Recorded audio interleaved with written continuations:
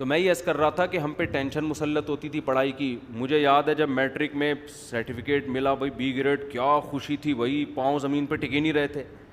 اور یہ لوگوں کو ہوتی ہے, اچھے نمبروں سے پاس ہو جائیں بہت مزہ آتا ہے. تو سوچو جس دن یہ اعلان ہوگا, ایک طرف جہنم کی آگ ہے, اللہ کا قہر ہے, اللہ کا غضب ہے, دوسری طرف جنت کے باغات ہیں, ایسی جنت مالا عین رأت ولا اذن سمعت ولا خطر علی قلب بشر. نبی نے فرمایا نہ کسی کان نے اس کی لذتوں کو سنا ہے. یہ جو ہم سنتے ہیں نا, یہ اس کی حقیقت کو نہیں سنتے, اس جیسا کچھ سنتے ہیں ہم. اور نہ کسی آنکھ نے ایسی لذتیں کبھی دیکھیں. وما خطر علی قلب بشر, کسی انسان کے دل میں ان لذتوں کا تصور بھی نہیں گزرا. یعنی آپ تھوڑی دیر کے لیے تصور کر لو کہ کوئی عیاشی کی جگہ ہے جہاں عیش و عشرت کا سامان ہے, تو آپ کیا سوچ لو گے؟ نائٹ کلب ہوگا, شراب کباب ہوگا, حور و رنگ ہوگا, اور بہت عیاشی ہوگی, اور آپ کی جوانی ہوگی, یہی سوچ لو گے نا. اور یہ کھانے کو ہوگا, یہ پینے کو ہوگا. تو قرآن کہتا ہے کہ تم تصور کو انتہا تک لے جاؤ. دنیا میں عیاش ترین آدمی کی عیاشی کا تصور کر لو, جنت اس سے بھی اوپر کی چیز ہے, اس سے بھی اوپر کی چیز ہے. اور ویسے بھی عقل کی بات ہے, جو کائنات کو بنانے والا ہے, کریٹر ہے, دیکھو اس نے دنیا میں اتنی لذت کے سامان رکھے ہوئے ہیں. حالانکہ یہ لذتیں جو دنیا میں ہمیں مل رہی ہیں یہ کسی عمل کا بدلہ نہیں ہے, یہ تو اللہ نے ویسی ہی رحمت کی ہوئی ہے. یہ کسی عمل کا, ہماری محنت کا بدلہ نہیں ہے. پھر بھی کیسی لذتیں ہیں, شدید پیاس میں پانی کیسی لذت ہے, شدید بھوک میں مزے مزے کے کھانے کیسی لذتیں ہیں, دیکھنے میں کیسی کیسی لذت کی چیزیں اللہ نے رکھی ہیں. تو آپ یہ سوچیں وہ لذتیں جو اللہ ہمیں ہمارے عمل کے بدلے کے طور پر دے گا, اور قرآن کہتا ہے وہ حقیقت میں بدلہ نہیں ہے بلکہ وہ بدلہ اللہ رحمت کی صورت میں نزولاً مہمان نوازی کے طور پہ کرے گا. یعنی وہ میزبان بن کے ہمارا اکرام کرے گا. تو وہ اکرام کی کیا انتہا ہوگی, تو خالق کائنات ہے وہ. میں اکثر اس کی ایک مثال دیتا ہوں کہ آپ کو کسی بڑے سے بڑے سیٹھ نے ولیمے کی دعوت پہ بلایا, کوئی سمجھ لو کراچی کا یا پاکستان کا بہت بڑا سیٹھ ہے جی, بہت بڑا نام ہے اس کا.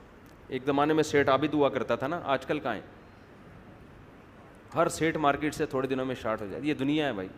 سیٹھ عابد کو ہم فرض کر لیتے ہیں, اگر کوئی ابھی حاضر سروس سیٹھ ہوا بولے گا میرا نام کس خوشی میں لیا آپ نے بغیر پرمیشن کے. سیٹھ عابد تھا ایک زمانے میں, بڑا مشہور تھا, ہمارے بچپن میں مشہور تھا وہ سیٹھ عابد. اب پتہ نہیں زندہ ہیں تو اللہ عمر میں برکت دے, انتقال ہو گیا تو اللہ مغفرت فرمائے.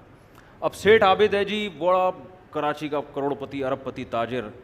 آپ غریب تھے, اس نے آپ کو کسی وجہ سے انویٹیشن بھیج دی.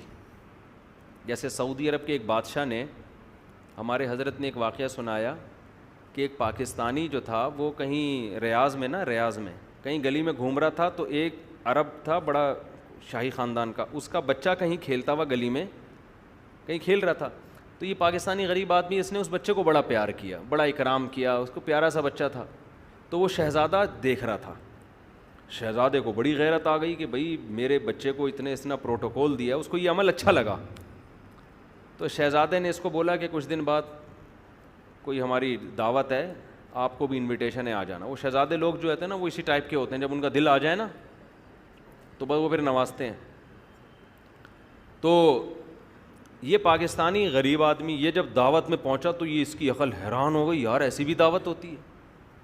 بھائی ہماری دعوت کیا ہوگی, پورے بکرے کر دیں گے نا, اور کیا. وہ ان کی دعوت ایک تو عود کی وہ دھونیاں چل رہی ہیں, پھر پورے اونٹ کے بچے روسٹ, اونٹ کے بچے دم پخ صحیح ہے نا, یعنی زمین میں دبا کے اونٹ کے بچے پکائے ہوئے صحیح پورے. وہ ایسی وی آئی پی دعوت اس نے کبھی تصور نہیں کیا. اب آپ کہہ سکتے ہو کہ یار اس شہزادے کو اس بندے کی اوقات دیکھنی چاہیے تھی کہ اس کو تو تم دیسی مرغی کا سوپ بھی پلا دیتے تو یہ بیچارہ خوش ہو جاتا. پاکستانی غریب آدمی تھا, مزدور آدمی تھا, اس کو آپ کو یہ اونٹ مونٹ اور یہ سب چیزیں کھلانے کی کیا ضرورت تھی. سوال پیدا ہوتا ہے نا. اس کو تو آپ چائے میں پاپے بھی ڈبو کے دے دیتے, یہ کہتا بھائی بادشاہ کے محل سے ہو کے آؤ, بس یہی کافی تھا. بلکہ اپنے گھر بلاتے, سر پہ ہاتھ پھیرتے, سیلفی لیتے, چل پتلی گلی سے نکل. وہ ساری زندگی اسی سیلفی پہ خوش ہوتا کہ نہیں ہوتا؟ یہ تو بہت خوش ہو جاتا, لیکن بادشاہ کی بے عزتی ہو جاتی. یہ دنیا میں بتاتا یار بادشاہ سلامت کی دعوت تھی اور چائے میں پاپے ڈبو ڈبو کے کھلائے جا رہے تھے. کیا خیال ہے؟ بادشاہ جب دعوت کرتا ہے تو جن لوگوں کو انوائٹ کیا ہے ان کی حیثیت نہیں دیکھتا, وہ کس کی حیثیت دیکھتا ہے؟ اپنی. کبھی کسی مالدار کو آپ نے دیکھا دال چاول کھلا رہا ہو دعوت میں؟ دلیل یہ دے کہ میں نے جن لوگوں کو بلایا ان کو یہ بھی میسر نہیں. صدقے میں تو کرے گا یہ. ارے جب کوئی مالدار غریبوں پہ صدقہ کر رہا ہوتا ہے نا, اس صدقے میں تو دال چاول بھی ہوتا ہے, 5-5 روپے دے کے بھی تنخواہ دیا جاتا ہے, اور راشن بانٹ دیا جاتا ہے, بھائی آٹے کی 5-5 تھیلیاں ایک ایک غریب کو دے دو. صدقہ اور چیز ہے, اور دعوت, بولو نا, دعوت الگ چیز ہے. تو جب دعوت کرتا ہے نا سیٹھ آدمی, تو دعوت میں اصول یہ ہے کہ آپ کے اپنے اسٹینڈرڈ کے حساب سے ہوتی ہے. تبھی جو مالدار لوگ ہیں ان کے بچوں کے ولیمے یا اپنے ولیمے ان کے اسٹینڈرڈ کے حساب سے ہوتے ہیں. 10-10 قسم کے کھانے ہوتے ہیں, پہلے سوپ لایا جا رہا ہے, پھر یہ لایا جا رہا ہے, پھر یہ لایا جا رہا ہے. اب کیا ہوا کہ آپ غریب آدمی تھے, آپ بیچارے رکشا چلاتے تھے یا کہیں چوکیداری کر رہے تھے, تو سیٹھ عابد نے آپ کی دعوت کر دی. آپ بڑے خوش ہو گئے یار, اب سیٹھ عابد کی دعوت ہے, ڈیفینس میں کوئی بڑی VIP جگہ ہوگی. تو سیٹھ عابد نے کہا بھائی میری طرف سے دعوت ہے, میرے بیٹے کا ولیمہ ہے, تو میں بلاتا تو نہیں غریب لوگوں کو, لیکن چلو یار تمہارے سے بھی کوئی سلام دعا ہے ہماری, آ جانا. آپ پہنچ گئے, دال چاول پکے ہوئے ہیں وہاں پہ, صحیح ہے نا؟ کیا پکا ہوا ہے؟ دال چاول. اب آپ کھا رہے ہو یار, ہم کیا سمجھ کے آئے تھے.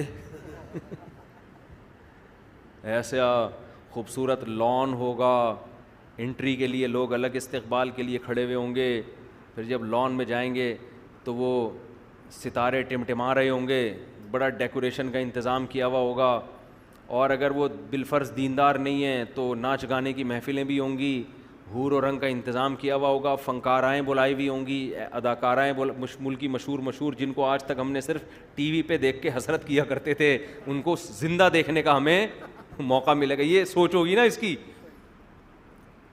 اور بناب اس سے بھی ملاقات ہوگی, اس سے بھی ملاقات ہوگی, یہ ہوگا, یوں ہوگا, وغیرہ وغیرہ. تو اور پھر کھانے میں پہلے سوپ پیش کیا جائے گا. تو غریب تو بیچارہ خوشی سے 3 دن تک اس کو نیند نہیں آئے گی. جب وہاں پہنچے تو یہ دیکھ کر اس کے خون کے آنسو کہ میرے لیے کیا انتظام ہے, دال. اب آپ کہہ رہے ہو صاحب یہ کیا ہے یار, یہ صدقے کی محفل ہے, کوئی 11ویں شریف ہے, یا ابا کا تیجا کر رہے ہو یا ولیمہ کر رہے ہو. سیٹھ عابد کہہ رہا ہے بھائی آپ کو کیا اعتراض ہے, آپ کو گھر میں یہ ملتی ہے, آپ کو تو گھر میں اگر ملتی بھی ہے تو سادہ دال چاول, ہم نے تو دال میں ٹماٹر کا تڑکا بھی لگوا دیا آپ کے لیے, یہ اسپیشل آپ کے لیے تڑکا لگوایا, ورنہ ہم تڑکے وڑکے نہیں لگاتے. آپ کو تو ابلے ہوئے چاول گھر میں ملتے ہیں, ہم نے اسپیشل آپ کے لیے دال میں تھوڑا تڑکا لگایا. دیکھو مزہ نہ آئے پیسے واپس, ہے مزے کی دال, آپ کھا رہے ہو, مزہ آ رہا ہے, بھوک بھی لگ رہی ہے. لیکن آپ کہو گے کہ آج سے سیٹھ عابد کی عزت ختم. 20 لوگوں کو جا کے بتائے گا ابے بڑا بنا پھرتا ہے, اب ٹوپی ڈرامہ, کنجوس آدمی, 1 نمبر کا, یہی بولو گے نا. اب جو بھی آپ کو کہے ابے تجھے تو تیری حیثیت سے زیادہ کھلا دیا, آپ کہو گے بھائی ہمیں ہماری حیثیت سے زیادہ نہیں کھلایا. بات یہ ہوتی ہے دعوت کرنے والا اپنی حیثیت کے حساب سے دعوت کرتا ہے, کہ اللہ میاں کو بھی پتہ ہے کہ وہ, میں کہہ رہا تھا کہ جب ان کو پتہ چلا نا حور مل گئی ہے اس کو, تو وہ انہوں نے واقعہ بیان کیا, مجاہدین اتنی بہادری سے لڑے کہ وہ قلعہ فتح ہو گیا. ہر ایک کی خواہش ہوگی کہ میں بھی شہید ہو جاؤں. تو بعض دفعہ اللہ کی طرف سے چیزیں دکھا دی جاتی ہیں, موٹیویشن ملتی ہے. تو آج ہمارے لبرل لوگ, ملحد لوگ حوروں کا مذاق اڑاتے ہیں کہ یہ مولویوں نے بیوقوف بنانے کے لیے حوروں کی لالچ دی ہوئی ہے. او بھائی یہ مولویوں نے لالچ نہیں دی, یہ ہمارے رب نے بتایا ہے کہ ایک عیش و عشرت تم نے دنیا میں دیکھا ہے, ایک عیش وہ ہے جو اللہ اپنے نیک بندوں کو قیامت کے دن دے گا.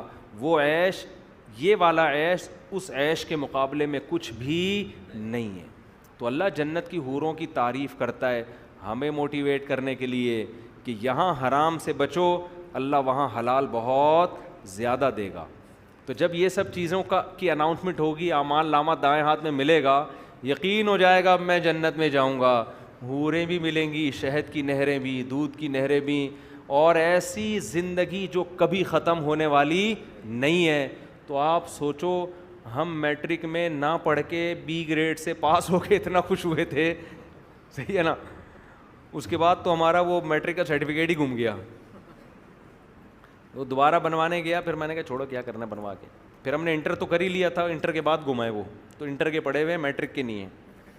نکل تو آئیں گے, ریکارڈ تو پڑا ہوا ہے, لیکن کیا کریں گے, اس سے شادی تو ہوتی نہیں ہے. کیا کرنا, ہم نے کہا چھوڑو, ہر وہ کام جس کا شادی میں کوئی تعاون ہی نہیں کر رہی, تو میں نے اس سرٹیفکیٹ کا کرنا کیا ہے, اس لیے میں نے گیا ہی نہیں بورڈ آفس دوبارہ. جاب ہم نے کرنی نہیں ہے, تو اس لیے ہم نے کہا اب کیا کرنا ہے. تو اس سرٹیفکیٹ پہ میں اتنا خوش ہو رہا ہوں. سوچو ہم میں سے جب کسی کو اعمال نامہ دائیں ہاتھ میں, جب کہ ہماری جان لٹکی بھی ہوگی کہ ادھر یا ادھر, اس وقت جب اعمال نامہ مل گیا تو بھائی وہ تو چیخے گا گھر والوں کے پاس. اس سے پہلے کیا کنڈیشن تھی, یفر المرء من اخیہ, اپنے بھائی سے بھی دور بھاگتا تھا, ماں سے بھی دور, بیوی سے بھی دور, کسی کو پہچاننے سے بھی, سب کو پہچاننے سے انکار. بھائی میں کسی, جیسے آپ سب ضرورت مند ہو نا, آپ کو ڈر ہوتا ہے کوئی قرضہ لینے نہ آ جائے مجھ سے, ٹھیک ہے نا, اس وقت تو یہ ڈر کہ یہ مجھ سے کوئی نیکی ویکی نہ مانگ لیں. بھائی ابھی میں کسی کو نہیں جانتا, میری جان حلق میں اٹکی ہوئی ہے, لیکن جہاں فیصلہ ہو گیا اعمال نامہ دائیں ہاتھ میں, بھاگے گا اپنے گھر کی طرف. ہاں اقرؤ کتابیہ, لوگو میرا اعمال نامہ پڑھو پڑھو پڑھو, میں نہیں بتاؤں گا کامیاب ہوا یا ناکام, پڑھ کے دیکھ لو پتہ چل جائے گا, ثبوت کے ساتھ دیکھ لو. آگے قرآن کہتا ہے فَهُوَ فِي عِيشَةٍ رَاضِيَةٍ, ایسی زندگی میں ہوگا کہ وہ زندگی اس سے خوش ہوگی. یہ بھی قرآن کی بلاغت ہے. اصل میں تو یہ زندگی سے خوش ہوگا نا, اصل میں تو یہ اس زندگی سے خوش ہوگا. قرآن کہہ رہے ہیں نا زندگی اس سے خوش ہوگی. یہ حال کرتے ہیں جب کسی کی قسمت جاگ اٹھے, ہم کہتے ہیں نا یار لگتا ہے قسمت اس پہ مہربان ہو گئی ہے, کہتے ہیں کہ نہیں کہتے, یار اس کی تو زندگی اس پہ مہربان ہو گئی ہے لگتا ہے, یعنی اس کے ہر کام بنتے چلے جا رہے ہیں, ہر خوشی. بعض لوگوں کو جو جس کام میں ہاتھ ڈالو الٹا کام. بعض لوگ یہ بھی شکایتیں لے رہے ہیں یار ہم دکان کھولتے ہیں, اس کا جو چلتا ہوا کاروبار ہے اس کا بھی بیڑا غرق ہو جاتا ہے. بعض لوگ یہ شکایت لے کے آتے ہیں یار جو کام کرتا ہوں الٹا ہو جاتا ہے, یار جو کام کرتا ہوں الٹا ہو جاتا ہے, لگتا ہے میری زندگی ہی مجھ سے ناراض ہو گئی ہے. تو قرآن نے یہی لفظ استعمال کیا, عیشتن, ایسی زندگی کہ زندگی اس سے کیا ہوگی, خوش, زندگی راضی ہوگی اس سے. یہ بلاغت ہے قرآن کی, یعنی زندگی مہربان ہو کے کہے گی بتا تجھے کیا چاہیے.